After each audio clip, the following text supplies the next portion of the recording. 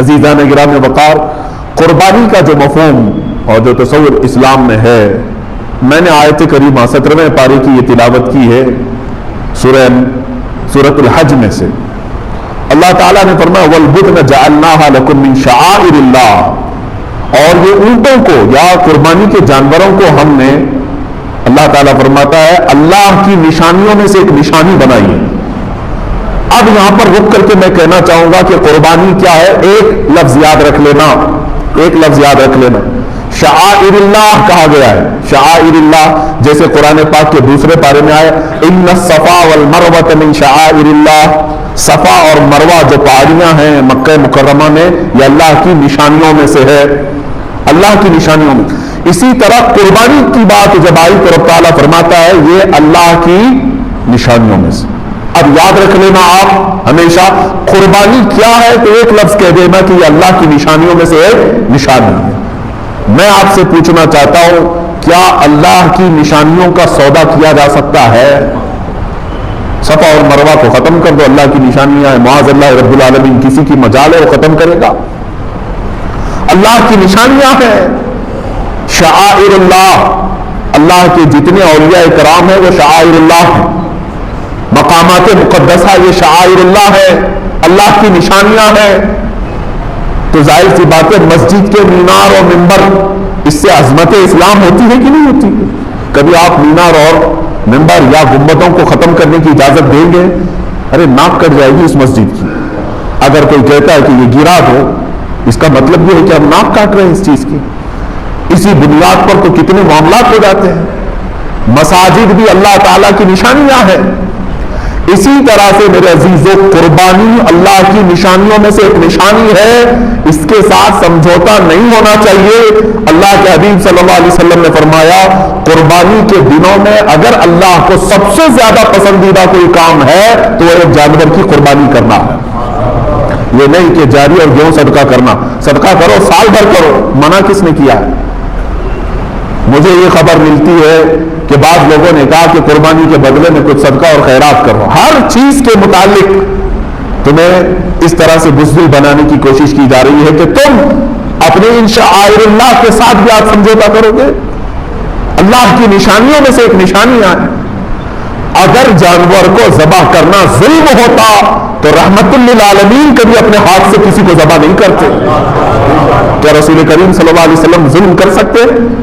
اللہ کے حبیب صلی اللہ تعالی علیہ وسلم نے حجۃ الوداع کے موقع پر 70 اونٹوں میں سے تقریباً 60 کے قریب اونٹوں کو خود ذبح فرمایا، باقی کچھ اونٹوں کو مولا علی کرم اللہ وجہہ الکریم کے ہاتھوں میں دے دیا کہ تم ذبح کرو۔ اور قربانی کے دن جب آئے جب عید الاضحیٰ، حضور اکرم صلی اللہ علیہ وسلم نے نماز ادا کی اور اس کے بعد 2 بکرے لائے گئے، 2 مینڈے چت کبرے، یعنی سفید کالا جو ہوتا ہے اس کو چت کبرا کہتے ہیں، 2 مینڈے رسول کریم صلی اللہ تعالی علیہ وسلم نے ذبح فرمائے۔ صحابہ نے پوچھا یا رسول اللہ صلی اللہ تعالی علیہ وسلم کہ قربانی اگر واجب ہے تو کیا 2 بکروں کی؟ رسول کریم صلی اللہ علیہ وسلم نے فرمایا نہیں، 1 بکرا قربانی کے لیے واجب ہے، میں نے 1 بکرا اپنی جانب سے کیا، دوسرا میری پوری امت کی طرف سے کیا۔ یہ اللہ کے حبیب صلی اللہ تعالی علیہ وسلم کی سنت، جو نہ بھولا ہم غریبوں کو رضا، یاد اس کی اپنی عادت کیجئے۔ وہ اپنی قربانی میں بھی اپنی امت کو شامل کرتے ہیں، اپنی امت کو شامل کر رہے ہیں۔ عزیزان گرامی وقار، ہمارے لیے قربانی شعائر اللہ ہے، یہ قرآن سے ثابت ہے۔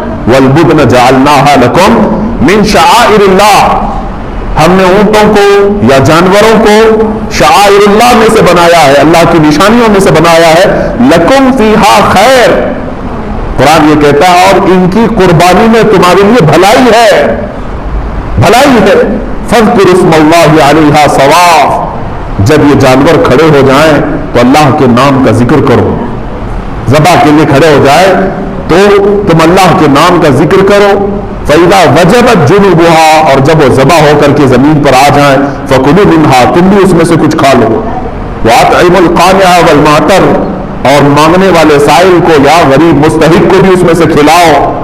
كَذَلِكَ سَخَّرْنَاهَا لَكُمْ، اور اللہ فرماتا ہے یہ جانور جو ہے ہم نے تمہارے تابع داری میں دیا ہے، تمہارے تابع میں دیا ہے۔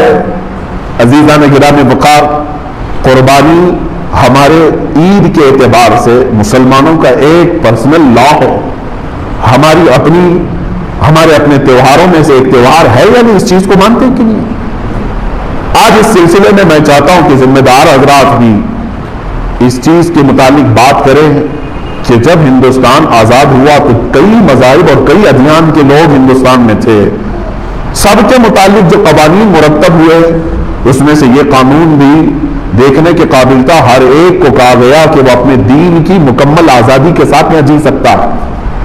اگر میرے دین میں عبادتیں ہیں، نماز ہے، تو کسی بھی قوم کو یا کسی بھی حاکم کو، کسی بھی پولیس کو میری عبادتوں سے مجھے روکنے کا حق نہیں، کیونکہ یہ میرے ریلیجیس میرا رائٹ ہے، یہ میرے دین کا حق ہے۔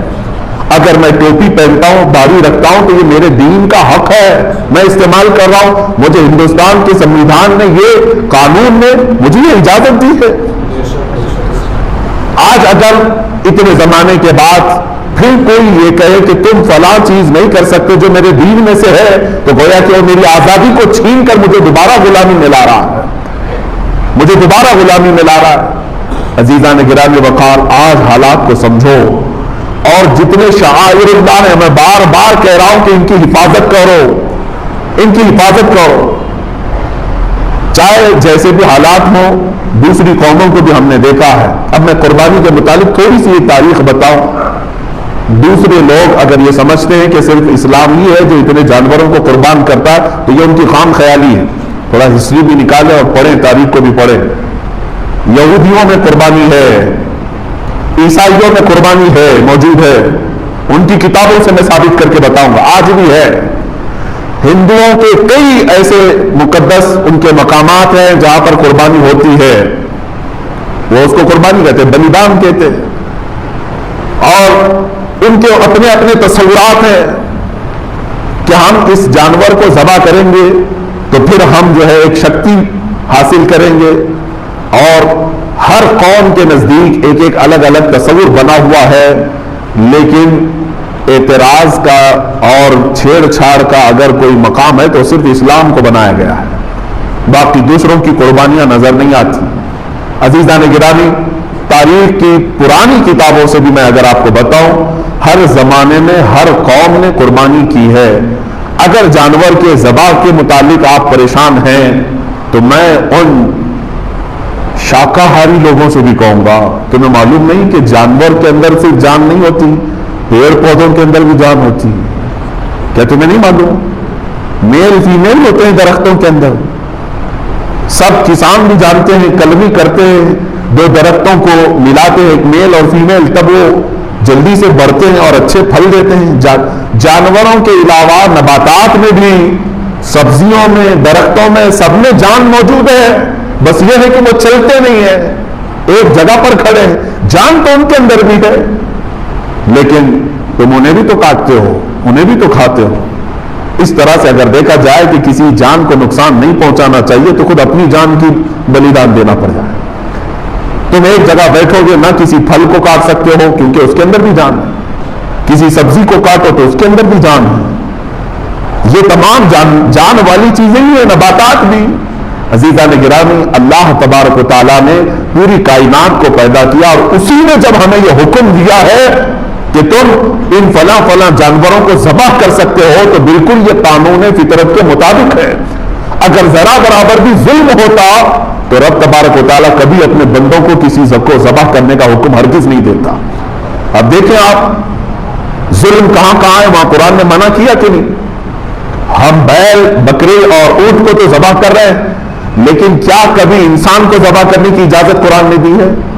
بلکہ قرآن نے تو یہ کہا، من قتل نفسا بغیر نفس او فساد فی الارض فکأنما قتل الناس جميعا، جس نے کسی ایک جان کو بھی قتل کیا، ناحق ایک جان کو بھی قتل کیا بغیر کسی حق کے، اللہ تعالیٰ فرماتا ہے گویا کہ اس نے پوری دنیا کے انسانوں کا قتل کیا ہے، پوری انسانیت کا وہ قاتل ہے۔ تو اگر ذرا برابر بھی ظلم ہو سکتا ہے کہیں پر، تو قرآن نے اس پر پہلے سے پابندی لگا دی کہ تم یہاں قتل نہیں کر سکتے، یہاں نہیں مار سکتے۔ عزیزان گرامی وقار، جن جانوروں میں اللہ نے برکت رکھی ہے انہی جانوروں کو ذبح کا بھی حکم دیا ہے۔ آپ نہیں دیکھتے لاکھوں کی تعداد میں نہیں، کروڑوں کی تعداد میں بکرے ذبح ہو رہے ہیں، بیل بھینس یہ تمام ذبح ہو رہے ہیں، اور اونٹ بھی ذبح ہو رہے ہیں، لیکن کیا کبھی ان کی تعداد گھٹ گئی اور کم پڑ گئی؟ جبکہ سال میں یہ 2 بچے دیتے ہیں یا 1 ہی بچہ دیتے ہیں۔ جتنی تعداد میں کاٹے جاتے ہیں اور کھائے جاتے ہیں، بیل ہیں، بکریاں ہیں، اونٹ ہیں، بھینس ہے، ان کی تعداد کبھی کم نہیں ہوئی، کبھی شارٹیج نہیں ہوا گوشت کا، لاک ڈاؤن میں بھی نہیں شارٹیج ہوا، کبھی نہیں ہوا۔ ان میں برکت رکھی ہے اللہ تعالیٰ نے، جبکہ خنزیر ایک بار میں 17-18 بچے دے دیتی ہے، کتے کو دیکھیں تو وہ بھی 10-12 بچے ایک بار میں دیتی ہے، اور نہ ان کا ذبح ہوتا ہے، نہ وہ کاٹے جاتے ہیں، نہ بیچے جاتے ہیں۔ بس شوقین لوگ کھاتے ہوں گے، باقی عام طور پر تو نہیں ہے۔ لیکن اس کے باوجود جتنے گلیوں میں، روڈوں پر جگہ جگہ بیل، بکری اور بھینس نظر آتے ہیں، اتنے کتے تو نہیں نظر آتے، اس لیے کہ اللہ کے نبی صلی اللہ علیہ وسلم نے فرمایا کہ اللہ تعالیٰ نے ان جانوروں میں غیر سے برکت رکھا ہے، یہ برکت والے جانور ہیں۔ کسی کے پاس بکری آئی تو سمجھ لو کہ اس کے مال میں برکت آئی۔ خود رسول کریم صلی اللہ علیہ وسلم نے فرمایا تمہارے مال میں اگر سب سے زیادہ کسی مال میں برکت ہے تو بکری میں ہے، جانوروں میں سب سے زیادہ برکت ہے۔ اسی وجہ سے حکم بھی ہوا کاٹنے کا کہ تم انہیں ذبح کرو، اللہ تعالیٰ اس کے بدلے اور پیدا کرے گا۔ لیکن کیا ہمیں کبھی بلی کاٹ کر کے کھانے کا حکم دیا اللہ تعالیٰ نے؟ بلی بھی ہر 4 مہینے پر 4 بچے دیتی ہے، 5 مہینے 6 مہینے نہیں گزرتے کہ اس کے پاس 4-5 بچے ہوتے ہیں، لیکن کہیں پر بھی بلیوں کو ذبح کرنے کا حکم نہیں دیا گیا۔ دوسرے بہت سارے جانور ہیں، قرآن پاک نے منع کر رکھا ہے کہ ان جانوروں کو تم کاٹ نہیں سکتے، ذبح نہیں کر سکتے، کیونکہ جو پیدا کیا ہے وہی بہتر جانتا ہے کہ تمہارے لیے سوٹیبل کیا ہے، تمہارے لیے مناسب کیا ہے، وہ بہتر جانتا ہے۔ عزیزان گرام وقار، قربانی کے متعلق بہت ساری باتیں ہیں، اب احادیث کی روشنی میں تھوڑی سی باتیں عرض کر دوں۔ صحابہ اکرام رضوان اللہ تعالیٰ علیہم اجمعین سرکار دو عالم صلی اللہ علیہ وسلم کی بارگاہ میں آئے اور پوچھا ما هذه الاضاحی یا رسول اللہ صلی اللہ علیہ وسلم، اے اللہ کے رسول یہ کیا ہے، یہ قربانیاں کیا ہیں؟ نبی کونین صلی اللہ تعالیٰ علیہ وسلم نے فرمایا ہر جانور کے بدلے تمہیں نیکیاں ہیں۔ صحابہ نے پوچھا اگر ہم اونٹ والا یعنی جو بھیڑ ہوتی ہیں، بہت سارے بالوں والا بکرا اگر ہم ذبح کرتے ہیں تو کیا اس میں بھی ثواب ہے؟ اللہ کے نبی صلی اللہ علیہ وسلم نے فرمایا اس کے ہر بال کے بدلے ایک نیکی ہے۔ اس جانور کے جسم پر جتنے بال ہیں ہر بال کے بدلے تمہیں ایک نیکی ہے۔ خود اپنی صاحبزادی سیدہ کائنات فاطمہ الزہرا رضی اللہ تعالیٰ عنہا کو حضور اکرم صلی اللہ علیہ وسلم فرماتے ہیں اے فاطمہ اٹھو، اپنی قربانی کی جگہ پر آؤ۔ جب قربانی کرنی تھی کہا کہ تم آؤ، کھڑی ہو جاؤ اور دیکھو، گواہ رہو قربانی کے۔ انہوں نے پوچھا کہ کیوں یا رسول اللہ صلی اللہ علیہ وسلم؟ حضور اکرم صلی اللہ علیہ وسلم نے فرمایا قربانی کے جانور کا خون کا قطرہ زمین پر گرنے سے پہلے مولا سابقہ گناہوں کو معاف کرتا ہے، تمہارے گناہ معاف کر دیے جاتے ہیں۔ تو حضرت فاطمہ نے یہ بھی پوچھا یا رسول اللہ صلی اللہ علیہ وسلم یہ صرف اہل بیت کے لیے ہے یا سارے مسلمانوں کے لیے؟ رسول کریم صلی اللہ علیہ وسلم نے فرمایا فاطمہ میرے گھر والوں کے لیے خاص ہے اور تمام مومنین کے لیے عام ہے، سب کے لیے ثواب ہے کہ تم اپنے جانور کو ذبح کر رہے ہو تو پھر اس کے خون کے قطرے زمین پر گرنے سے پہلے تمہارے سابقہ گناہ بخش دیے جاتے ہیں۔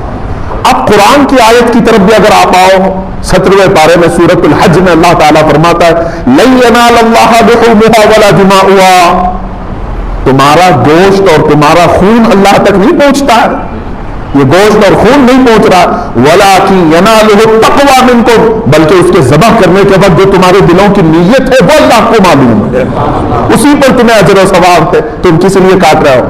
گوشت کھانے کے لیے کاٹ رہے ہو یا اللہ کا تقرب حاصل کرنے کے لیے، اللہ کا قرب حاصل کرنے کے لیے؟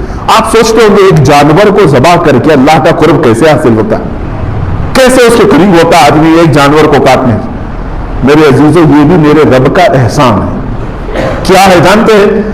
در حقیقت قربانی تو اپنی جان کی ہونی چاہیے تھی، اللہ تبارک و تعالیٰ چاہتا تو تم سے یہ فرماتا جیسے حضرت ابراہیم علیہ السلام سے مانگا اس نے، اللہ تبارک و تعالیٰ نے فرمایا کہ اے ابراہیم اپنے بیٹے کو ذبح کرو۔ حکم تو یہ ہو سکتا تھا کہ اے امت مصطفیٰ کے مسلمانوں تم اتنے سال جیو، 25 سال کی عمر ہو جائے تو آؤ اپنی گردن دے دو، 40 سال کی عمر ہو گئی ہے تو آؤ قربان گاہ میں اپنے آپ کو کٹوا دو. کہیں یہ حکم نہیں فرمایا، بلکہ حقیقی قربانی جو ہے وہ اپنی جان کی تھی. اللہ تبارک و تعالیٰ نے جیسے اپنے نبی کے لیے دمبا بھیجا جنت سے، وہ تو صرف ان کا امتحان تھا، اسماعیل علیہ السلام کو کاٹا تو نہیں گیا، ان کے بدلے میں بکرا کاٹا گیا.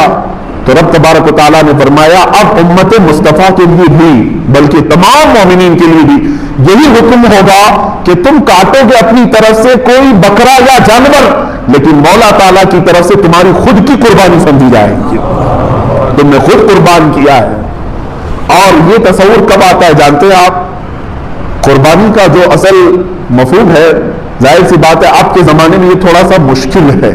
جیسے ہم حصوں والی قربانی لیتے ہیں، ہمارا بیل کہاں کٹا ہم کو پتہ ہی نہیں چلتا ہے.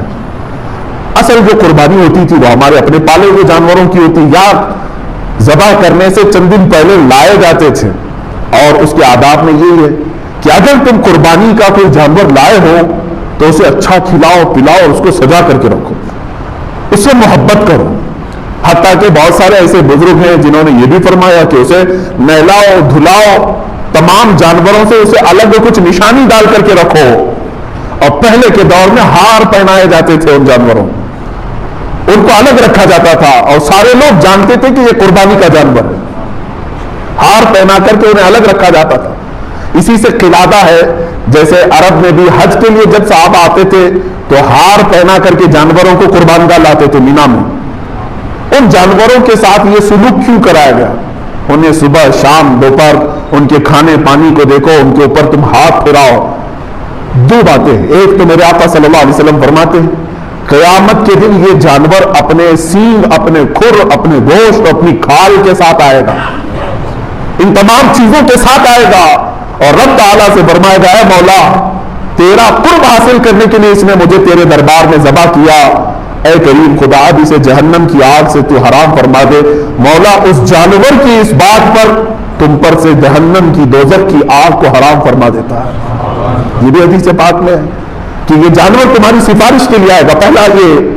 دوسری بات یہ ہے کہ جب تم پالتے ہو اسے پانی پلایا، اسے کھانا کھلایا، اسے سجایا، اسے ہار پہنایا، اور ظاہر سی بات ہے جب کسی سے محبت ہوتی ہے تو اس پر چھری چلانا معمولی بات نہیں ہے. اب یہی چیز دیکھی جاتی ہے ذی الحجہ کی 10ویں کو یا 11ویں کو یا 12ویں کو اپنے ہاتھ سے کھلائے ہوئے جانور کو، اپنے ہاتھ سے پلائے ہوئے جانور کو، اپنے ہاتھ سے اسے پھول پہنائے تھے، نہلائے دھلائے تھے، جب چھری چلا رہے ہو تو در حقیقت تم اپنی خواہشات پر چھری پھرا رہے ہو. اور یہی رب تعالیٰ کی بارگاہ میں قبول ہے کہ تمہارا تقویٰ دیکھا جائے گا. اللہ قرآن میں فرماتا ہے لن تنالوا البر حتى تنفقوا مما تحبون. اس وقت تک تم بڑی کامیابی نہیں حاصل کر سکتے جب تک اپنی محبوب چیز کو اللہ کی بارگاہ میں قربان نہیں کرتے، اپنی پسندیدہ چیز کو جب تک قربان نہیں کرتے. اسی لیے جانوروں کے ساتھ انسیت ہونا چاہیے. آج کے حالات میں یہ سب کے اوپر پابندی نہیں کہہ رہا ہوں، لاگو نہیں کر رہا ہوں، میں تو اس کی حکمتیں بتا رہا ہوں. جس کے لیے ممکن ہے وہ کرے اور جس کے لیے ممکن نہیں ہے ظاہر سی بات ہے وہ دور دراز میں بھی قربانیاں کرتے ہیں، وہ جائز ہے. مثال کے طور پر یہاں بیٹھ کر کے اگر کوئی مکہ مکرمہ میں قربانی کا اپنے کو کسی وکیل کو بنایا ہے، وہاں اگر اس نے قربانی کیا تو تمہاری قربانی ہو جائے گی. آپ امریکہ میں کریں، انگلینڈ میں کریں، پوری دنیا کی کسی بھی میدان میں کریں، ان دنوں میں اگر قربانی کیا آپ کی جانب سے تو قربانی ہو جاتی ہے. لیکن جو حکمتیں ہیں وہ اپنے پالے ہوئے جانور کے ساتھ اس کی زیادہ ہے، کیونکہ اس وقت آپ کی خواہشات کو آپ ذبح کر رہے ہیں. اور ایک بات یاد رکھیں، اللہ تبارک و تعالیٰ نے حضرت ابراہیم علیہ السلام کو بھی کچھ ذبح کرنے کا حکم فرمایا تھا. آپ کو معلوم ہوگا 3 پارے کی تفسیر میں یہ موجود ہے کہ آپ نے پوچھا اللہ تعالیٰ سے اے مولا کیا تو موت کے بعد دوبارہ زندہ کرتا ہے؟ رب تعالیٰ نے فرمایا ابراہیم کیا تمہیں یقین نہیں ہے میرے زندہ کرنے پر میں دوبارہ اٹھاتا ہوں؟ ابراہیم علیہ السلام نے کہا ہے مولا کیوں نہیں یقین ہے؟ یقین ہے بالکل، موت کے بعد تو زندہ ضرور فرماتا ہے، لیکن میں چاہتا ہوں کہ اپنی آنکھوں سے ایک بار دیکھ لوں، اپنی آنکھوں سے دیکھ لوں.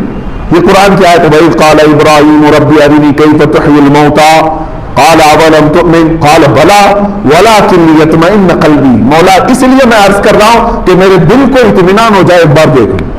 اللہ نے فرمایا ٹھیک ہے. تمہیں دکھایا جائے گا کہ مردوں کو زندہ کیسے کیا جاتا ہے. فخذ اربعۃ من الطیر، تم 4 پرندے لے لو. رب تعالیٰ نے کیا فرمایا؟ 4 پرندے لے لو، انہیں ذبح کرو اور ذبح کر کے ان کے پورے گوشت کا قیمہ بناؤ. 4 الگ الگ قسم کے پرندے ہیں، ان کا گوشت پورا مکس کر کے قیمہ بنایا. اس کے 4 حصے کی الگ سے سب مکس تھا، اور حکم ہوا کہ 4 پہاڑوں پر تھوڑا تھوڑا سا گوشت رکھ کر کے آؤ، اور پھر زمین پر آ کر وہ 4 پرندوں کے منہ، ان کے سر اپنے پاس رکھو اور آواز دو ان پرندوں کو. ابراہیم علیہ السلام نے ہر پرندے کا نام لے کر کے آواز دی. اب ہوا یہ کہ ان کی آنکھوں نے دیکھا وہ گوشت جو قیمہ بن چکا تھا وہ ہوا میں اڑنے لگا. جس پرندے کا جو گوشت تھا وہ اپنے اپنے جسموں میں ملنے لگا، اور بغیر سر کے بغیر منہ کے وہ پرندے فقط اپنے جسم کے ساتھ اڑتے ہوئے آئے، اور ابراہیم علیہ السلام کے پاس جو سر رکھے ہوئے تھے وہ جسموں کے ساتھ جڑ گئے اور پورے پرندے ہو کر اڑ گئے.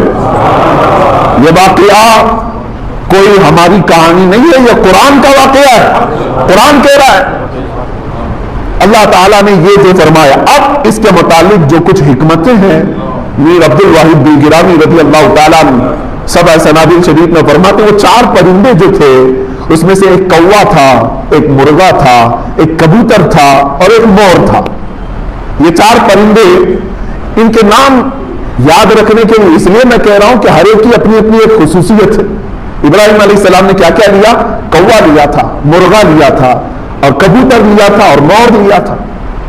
یاد رکھیں یہ 4 پرندوں، اور ذبح کیا ہے. ذبح کیا ہے، قربانی کی بات ہے اس لیے میں بات عرض کر رہا ہوں. 4 پرندوں کو کیوں ذبح کیا آپ نے؟ یہی 4 پرندے کیوں تھے؟ اب اس میں صوفیہ اکرام فرماتے ہیں اس لیے کہ ان 4 پرندوں کی کچھ عادتیں ہیں. کوا لالچی بہت ہے، لالچ بہت ہے، جتنی بھی چیزیں ڈالیں پھر سے اس کے اندر لالچ ہوتی ہے. مرغے کے اندر شہوت بہت زیادہ ہے، شہوت بہت زیادہ ہے. شہوت کہتے ہیں یعنی جنسی سکون حاصل کرنے کے ذریعے ڈھونڈنا، میل فیمیل کے ساتھ تعلق قائم کرنا. مرغے کے اندر شہوت بہت زیادہ ہے. تیسرا پرندہ ہے کبوتر، اس کے اندر دوستی کرنے کی عادت بہت زیادہ ہے، جلدی دوستی کر لیتا ہے اور پھر اپنے مالک کے ساتھ ہی رہنے لگ جاتا ہے. چوتھا ہے مور، اس کے اندر دکھاوے کی عادت بہت زیادہ ہے، خوبصورت بہت ہے اور اپنی خوبصورتی کو لوگوں میں بہت زیادہ دکھاتا ہے. جب لوگ دیکھتے رہتے ہیں نا تو پورا کھول کر ناچتا ہے، پر پورے کھول کر ناچتا ہے ان کے سامنے. یہ مور کی عادت ہے. اب سنیے صاحب سبع سنابل شریف یہ فرماتے ہیں کوے کی لالچ، مرغے کی شہوت، کبوتر کی دوستی اور مور کا دکھاوا، یہ ساری خطرناک عادتیں ہیں، انسان کو تباہی کی طرف لے جا سکتی ہیں. لالچ اتنی خطرناک ہے کہ انسان اپنا دین بیچ سکتا ہے. آج دین بیچنے والے دکھ بھی رہے ہیں. محض چند سکوں پر، حکومت کے چند ڈالروں پر بڑے بڑے امامے گر گئے ہیں، بڑی بڑی خانقاہیں جوتیوں میں آ گئی، معاذ اللہ رب العالمین. عزیزان گرامی، یہ لالچ یہ ہے ان کو بہت نیچے کے درجے تک لے آتی ہے. دوسرا ہے مرغے کی شہوت، یہ اگر انسان کے اندر ہے تو پھر وہ جانوروں کی طرح حرکتیں کرتا ہے. آپ دیکھیں بہت سارے لوگوں کے اندر جو شہوتیں ہیں یہی شہوت ہے جو انہیں آوارہ گردی پر لے آئی ہے. آنکھیں سلامت نہیں ہیں، دن رات گناہ کرنے کی خواہش، یہ شہوت ہی کا تو مادہ ہے. ایک نوجوان اگر یہ سمجھتا ہے کہ ایک لڑکی کو حاصل کر لینا ہی میری زندگی کا کل مقصد ہے تو گویا کہ وہ اپنی پوری زندگی کو ہی سمجھ نہیں سکا. مولا نے تجھے کس لیے پیدا کیا تھا اور تو کیا بنا رکھا ہے؟ شہوت کتنی دیر کی ہوتی ہے؟ تھوڑے سے چند منٹوں کی ہوتی. جب وہ شہوت ختم ہوتی ہے تو پھر اس کا سارا سکون غارت. پھر دوسری مرتبہ وہ کام کرنے کی خواہش جب تک نہیں آتی تب تک ٹھنڈا ہے. اسی میں وہ اپنے جسم کو، اپنی روح کو، اپنے ایمان کو تباہ و برباد کرتا ہے. شہوت. تیسری چیز دوستی. صاحب فتح الباری علامہ ابن حجر عسقلانی رحمۃ اللہ تعالی علیہ نے اپنی کتاب کی شروع میں ہی لکھا ہے، میرے مرشد گرامی حضور تاج الشریعہ رحمۃ اللہ تعالی علیہ مصر جانے کے وقت مجھے سب سے پہلی چیز یہ نصیحت کیے تھے. کہا تھا کہ تم پڑھنے میں ٹھیک ہو، اچھے ہو، ساری چیزیں ہیں، لیکن وہاں جانے کے بعد اگر تمہارے لیے سب سے بڑا کوئی زہر ہے تو دوستی ہے. دوستی سے بچو. آپ آپ یہ سمجھتے ہوں گے کہ دوست نہیں بنانا چاہیے، دوست بناؤ، لیکن تمہیں پتہ ہی نہیں ہے کہ دوست ہوتا کون ہے۔ وہ کسی اور ٹاپک پہ عرض کروں گا۔ قرآن کہتا ہے یا ویلتا لیتنی لم اتخذ فلانا خلیلا، قیامت کے دن بہت سارے لوگ ایسے ہوں گے جن کو جہنم کی طرف صرف اس لیے لے جایا جا رہا ہوگا کہ ان کی دوستی بری تھی۔ 19ویں پارے کی شروع کی آیتیں ہیں، وہ کہے گا اے کاش میں فلاں کو دوست نہیں بنایا ہوتا تو کتنا اچھا ہوتا۔ اس کی دوستی تمہیں لے جا رہی ہوگی، فقط دوستی کیا تھا بس۔ یاد رکھیں آپ کوئلے کی دکان پر جا کے آئے ہیں، کام نہیں کیے، کپڑے پھر بھی کالے ہوں گے۔ آپ عطر کی دکان میں جا کے آئے ہیں، لگائے نہیں، پھر بھی خوشبو آتی ہے۔ یہ صحبت کا اثر ہے۔ دوست چننا سب کے بس کی بات نہیں ہے کہ کس کو دوست بنائے۔ دوست وہ ہے جو تم اللہ کو بھول جاؤ تو وہ یاد دلاتے۔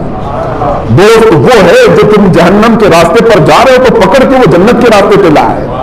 ورنہ دوستی کیا ہے؟ کھانے پینے موج مستی کرنے کا ہم دوستی تھوڑی نہ ہے۔ وہ تو شیطان ہے جو لگے ہوئے ہیں آس پاس۔ تمہارے مال کی دوستی کرنے والے ہزاروں ہیں، تمہارے مرتبے کی دوستی کرنے والے ہزاروں ہیں۔ سمجھ میں آئے گا اس دن جب تمہارا مال ختم ہو جائے اور تمہارا مرتبہ ختم ہو جائے، تمہاری طاقت۔ ہم نے دیکھا ہے ایسے بھی جوان کو جس کے ارد گرد ہمیشہ 10-15 نوجوان منڈلاتے رہتے تھے، کب آ رہا ہے فلاں، کب آ رہا ہے، اس کے انتظار میں اچانک ایکسیڈنٹ ہو گیا، کوما میں پڑا ہوا بچہ۔ کتنے دن دیکھیں گے؟ ایک دن بہت غم کیا دوستوں نے، ظاہر سی بات ہے اے ٹی ایم ہی چلا گیا ہے جو ان پر خرچ کرتا تھا۔ وہ بیمار پڑا رہا، 1-2 سال نہیں، 3 سال 4 سال 5 سال۔ عزیزان گرامی، یہ اتر پردیش کی بات میں بتا رہا ہوں، وہاں پر آج بھی وہ نوجوان اسی طرح سے پڑا ہوا ہے اور کوئی دوست آس پاس نہیں۔ کہاں چلے گئے سب؟ اس لیے کہ دوستی وہ مال کی تھی، دوستی وہ اس کے طاقت کی تھی، دوستی وہ اس کے مقام و مرتبے کی تھی۔ تمہاری روح کے ساتھ اگر کوئی دوستی کیا ہوتا تو وہ تو تمہاری قبر پر بھی بیٹھا ہوتا۔ یہاں تو دفن کرنے کے بعد 5 منٹ کوئی رکنے کو تیار نہیں۔ وہی دوست جن کے لیے ہم اپنے ماں باپ کو چھوڑ کر باہر نکل آتے ہیں، وہ ہمارے کفن پر مٹی ڈال کر چلے گئے، نکل پڑے۔ دوستی وہ نہیں ہے میرے عزیزوں، دوستی وہ ہے جو صدیق اکبر نے میرے آقا کے ساتھ نبھائی، رسول کریم صلی اللہ تعالی علیہ وسلم کے ساتھ انہوں نے نبھائی، کہ ان کے مشن کو لے کر کے جو آگے بڑھے، ہر درد میں ہر دکھ میں۔ دوستی وہ ہے جو سیدہ خدیجۃ الکبریٰ رضی اللہ تعالیٰ عنہا نے رسول کریم صلی اللہ علیہ وسلم کے ساتھ نبھائی ہے۔ بہرحال عام دوستی جو ہے یہ خطرناک ہے۔ میں تو نوجوانوں سے کہوں گا تمہیں اکثر گمراہ کرنے والے دوست ہوتے ہیں، ان سے بچو، ان سے بچو۔ لیکن دنیا یہ چاہتی ہے کہ تمہارے فرینڈ لسٹ جتنی، فرینڈز کی لسٹ کتنی ہے اتنے تم کو بڑا سمجھا جاتا ہے۔ فیس بک پہ دیکھو، فلاں جگہ پر دیکھو، لوگ دوستوں کی تعداد بڑھانے میں بہت مصروف ہیں۔ میری فرینڈز لسٹ اتنی بڑی ہے، اتنی بڑی ہے، تو یہ معلوم نہیں یہ سب ہلاکت کی طرف لے جا رہے ہیں۔ دوستی یہ خطرناک ہے۔ میں کسی اور موقع پر عرض کروں، اور مور کی جو عادت ہے وہ دکھاوا، خوبصورتی کا دکھاوا، یہ بھی اتنی خطرناک عادت ہے کہ سارے اعمال اس کے ضائع ہو جاتے ہیں۔ اس لیے کہ اللہ کے نبی صلی اللہ علیہ وسلم نے فرمایا ایک شرک ہے اللہ کے ساتھ دوسرا خدا مان لینا، اس کو کہتے ہیں شرک اکبر، اور ایک ہے شرک خفی، اگر کوئی کام تم نے دکھاوے کے لیے کیا تو یہ بھی شرک خفی ہے، گویا کہ تم خود خدا بننے کی کوشش کر رہے ہو۔ واعظ اللہ رب العالمین، تکبر اور ریاکاری، دکھاوا، یہ چیزیں بہت ہی خطرناک ہیں۔ اب سمجھ کر کے چلیے، ابراہیم علیہ السلام نے جب وہ 4 پرندوں کو ذبح کیا، واقعہ ذہن میں ہے، 4 پرندوں کو ذبح کیا اور ان کے گوشت کا قیمہ بنایا، پھر اس کے بعد الگ الگ رکھا، پھر اس کے بعد آواز دی تو وہ پرندے زندہ ہو کر کے آ گئے۔ انہوں نے وہاں کیا دیکھا؟ مرے ہوئے، کٹے ہوئے، ٹکڑے ہوئے پرندوں کا دوبارہ زندہ ہونا دیکھا کہ نہیں دیکھا؟ یہ کیسے دیکھا؟ صوفیہ کرام فرماتے ہیں در حقیقت وہ مرغا ذبح ہوا تھا سامنے، ظاہری طور پر، ظاہری طور پر کوا ذبح ہوا تھا، ظاہری طور پر کبوتر اور مور ذبح ہوئے تھے، لیکن حقیقت میں وہاں پر شہوت ذبح ہوئی تھی، حقیقت میں وہاں لالچ ذبح ہوئی تھی، حقیقت میں وہاں خراب دوستی ذبح ہوئی تھی، حقیقت میں وہاں ریاکاری اور دکھاوا ذبح ہوا تھا۔ جب یہ 4 چیزیں بندہ ذبح کر لیتا ہے تو ہر مردہ چیز کو زندہ ہوتے ہوئے بھی دیکھ لیتا ہے۔ اس کے لیے حکمت ہے، آج تم ان چیزوں کو ذبح کرو۔ اسی لیے حکم بھی یہی ہے۔ اب حج کے موقع پر بھی جب بندہ وہاں پر مینا میں کنکریاں مارتا ہے رجم کرتا ہے، وہاں کون سا شیطان ہے؟ کیا سین لگا ہوا کوئی بڑا شیطان کھڑا ہے؟ وہاں تو پتھروں کے پلر ہیں اور چھوٹی کنکریاں ہیں آپ کے ہاتھ میں، جب آپ مارتے ہیں تو پلر کو مار رہے ہیں۔ حقیقت میں یہ نہیں ہے میرے عزیزوں، وہ تو ایک سنت تمہارے سے کرائی جا رہی ہے۔ حکم یہی ہے کہ جب بندہ وہاں پر کنکری مارے تو یہ تصور کے ساتھ مارے کہ میرے اندر جو شیطان ہے میں اسے مار رہا ہوں، جو ہمہ وقت مجھے یاد خدا سے غافل کرنے کی کوشش کرتا ہے میں اسے کنکری مار رہا ہوں۔ انشاءاللہ العزیز اگر تمہاری کنکری قبول ہوئی اور نیت قبول ہوئی تو مولا پوری زندگی بھر شیطان کے وسوسوں سے بچا لیتا۔ تم نے مار دیا وہاں پر۔ اسی طرح قربانی کرنے کے وقت، چھری چلانے کے وقت نیت یہ کر لیا کہ اے مولا میرے اندر جتنی خرافات ہے آج کی عید الاضحیٰ میں میں سب ذبح کر رہا ہوں، میں ذبح کر رہا ہوں۔ اگر تمہاری نیت صادق ہوئی انشاءاللہ العزیز اس کے بعد تم دیکھو کہ وہ بری حرکتیں تمہارے اندر نہیں آئیں گی۔ قربانی کا اصل مفہوم یہ ہے، قربانی کا اصل مقصد یہ ہے کہ اپنے اندر کی جتنی خرافات ہے انہیں ذبح کرو۔ ظاہر سی بات ہے سامنے ایک جانور ہے، جانور کو تو ہم ذبح کر رہے ہیں، لیکن قرآن نے کیا کہا؟ نہ اس کا گوشت اللہ کو پہنچتا ہے نہ اس کا خون، بلکہ تمہاری نیتیں اللہ کو پہنچتی ہیں۔ تو نیتیں اچھی کرو، اسی کے اعتبار سے ذبح کرو۔ اے میرے عزیزو، آج کے حالات میں یہ گفتگو ضرور کرنا چاہوں گا، عید الاضحیٰ ہو، عید الفطر ہو، قربانی ہو، یہ سب اسلام کے شعائر ہیں، اللہ کی نشانیاں، ان کو برقرار رکھو اور پوری آن شان بان کے ساتھ ادا کرو۔ میری طرف سے کہیں پر بھی میں نے آج تک یہ نہیں کہا کہ تم چھپ چھپ کر کے اس طرح سے کرو اس طرح سے کرو۔ عزیزان گرامی وقار، حیرت ہو رہی ہے، مارکیٹ میں ہزاروں لوگوں کا جمع غفیر ہے، جگہ جگہ پر اب سات حرکتیں ہم دیکھ رہے ہیں، اس کے باوجود بھی کچھ ایسے لوگ جو بکے ہوئے ہیں وہ لوگوں سے اب بھی کہتے ہیں کہ چاش کی نماز پڑھ لینا گھر میں، عید چھوڑ دو چاش کی نماز پڑھ لو گھر میں۔ چاش کی نماز، انہیں پتہ ہی نہیں ہے یہاں پر فرض نمازیں نہیں ہیں اور چاش پڑھا رہے ہیں۔ ہم میں سے تو بہت سارے وہ ہیں جو بیچارے سال بھر میں ایک عید کو تو برقرار رکھے، اس کو بھی ختم کرو گے تو اسلام ان کے ہاں بچا کیا؟ کچھ گھروں میں گاؤں دیہات میں جا کر کے دیکھو ان کی نمازیں تو صرف عیدوں میں باقی رہ گئی، عیدوں میں تو مسلمان نظر آتے ہیں، اب یہ چاہتے ہیں کہ وہ سال میں ایک بار بھی نظر نہ آئے۔ ختم کر دو ساری چیزیں۔ عزیزان گرامی، اپنے حقوق کا مطالبہ کیا جا سکتا ہے، ظاہر سی بات ہے گورنمنٹ یا حکومت وقت وہ جب کسی مندر کو پوجا کرنے کی گائیڈ لائنز جاری کر سکتی ہے کہ اس طرح سے تم اپنی پوجا پاٹ کرو سوشل ڈسٹینس کے ساتھ، تو ہم میں سے کوئی کیوں نہیں پوچھتا ہمارے لیے بھی کوئی گائیڈ لائن جاری کر دی جائے، ہمارے لیے بھی۔ ظاہر سی بات ہے میں سمجھ رہا ہوں کہ حالات آج وبا کے پھیلے ہوئے، بیماریاں پھیلی ہوئی ہیں، اس میں جیسے کہ حکومت کے بہت سارے معاملات ہیں کہ ایسے ایسے طریقے سے یہ بیماری پھیلی ہوئی ہے۔ میں یہ چاہتا ہوں کہ ٹھیک ہے اس کے باوجود بھی جو بھیڑ بھاڑ ہے اس طرح کی نہ کر کے کوئی تو گائیڈ لائنز جاری کرو۔ یہاں افسوس مجھے ان لوگوں کا نہیں ہے جو حکومت کے تخت پر بیٹھے ہوئے ہیں، افسوس ان لوگوں کا ہے ہماری جماعتوں میں منافق بیٹھے ہوئے ہیں، ہماری جماعتوں کے وہ دوہلے قسم کے لوگ جو لوگوں کے درمیان آ کر کے پیر پرستی اور لوگوں کو اپنا مرید بنا کر یا اپنا گرویدہ بنا کر کے ان کو شیطانی جال میں پھنسا کر کے اسلام کی روح ہی ختم کرنا چاہتے ہیں۔ میں جانتا ہوں میرے عزیزوں ایسے بہت سارے لوگ، وقت آنے پر میں آشکار کروں گا ضرور، اس لیے میں آج عرض کر رہا ہوں میں بھی اگر خاموش ہو جاؤں تو قیامت کے دن میری بھی گردن پکڑی جائے گی، جب سارے لوگ اس طرح سے امت مصطفیٰ کو بزدل بنا رہے تھے۔ مجھے اگر پوچھا جائے تو میں اتنا تو عرض کروں گا کہ مولا میں نے جو میری استطاعت تھی وہ میں نے عرض کر دیا، یہی میں کہوں گا۔ اللہ کے نبیوں کو بھی یہی حکم تھا، پہنچانا تمہاری ذمہ داری ہے، عمل کرنا قوم کا کام ہے، میں نے پہنچا دیا، وما علینا الا البلاغ المبین، ہم پر ہے صرف پہنچانا، اب قوم کا کام ہے۔ لیکن اگر کسی نے نہیں کہا تو سب کی گرفتاری ہوگی، سب کی پکڑ ہوگی۔ عزیزان گرامی وقار، ان تمام معاملات میں اپنے حقوق کے ساتھ جیو۔ دین اسلام کے لیے اب آگے آنے والے خطرے اتنے شدید ہیں، مجھے احساس ہو رہا ہے ہماری نسلوں کے لیے، بعد میں آنے والے بچوں کے لیے، نئی جنریشن کے لیے اتنے خطرے ہیں کہ وہ اپنے دین پر کیسے قائم رہیں گے۔ جانتے ہیں آپ، آج میں ابھی 8 دن پہلے ہی ایک اخبار یہ بھی دیکھا کہ اب ایک نیا ناٹک یہ بھی شروع ہو گیا ہے کہ جو کورونا وائرس سے ریکور ہو کر کے آیا ہے، پازیٹیو آیا تھا، ہاسپٹل میں ایڈمٹ ہوا تھا، صحیح ہو کر کے آیا ہے، امریکہ میں اور کچھ یورپ کی کنٹریز میں یہ کام چالو ہے، تو اس کو کہا جا رہا ہے یہ اینٹی باڈی والا ہے، اینٹی باڈیز۔ اینٹی باڈی کا مطلب ہے کہ اب اس کو یہ بیماری نہیں پکڑ سکتی، اس کی باڈی مضبوط ہو گئی۔